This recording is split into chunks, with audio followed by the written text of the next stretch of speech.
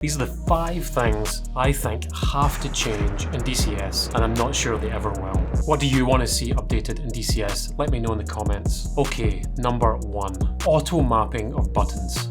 The amount of times I have added or removed controls or button boxes only to find they are auto-assigned themselves and causing issues and conflicts with other controls, from joysticks and throttles to MFDs and switch panels. Please make there an option to turn off auto-assigning buttons. If they had this as an option, people would use it.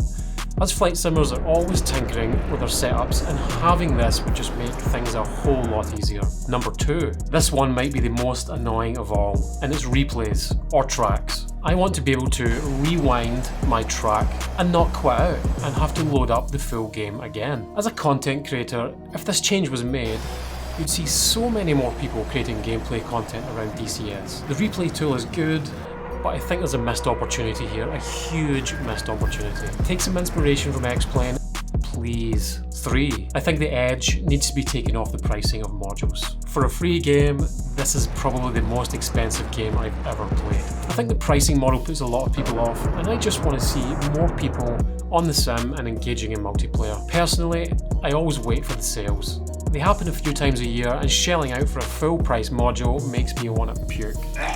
4. I might get ripped for this one.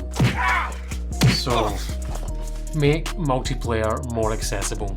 I'd love to see some sort of competitive matchmaking system for dogfighting. I think the sim is crying out for it. Purists may not like this, but imagine this. You could load up DCS, log into match play, and wait to be loaded with another competitor from your region. Then you can go head to head, and it would all work with some sort of ranking system. I would even be fine with paying a subscription, much like the way they do in iRacing for something like this. This would be so popular. Just add it straight to the front menu as online dogfight. 5. Can we have some alignment on the naming convention of some of the more generic assignments or plane controls?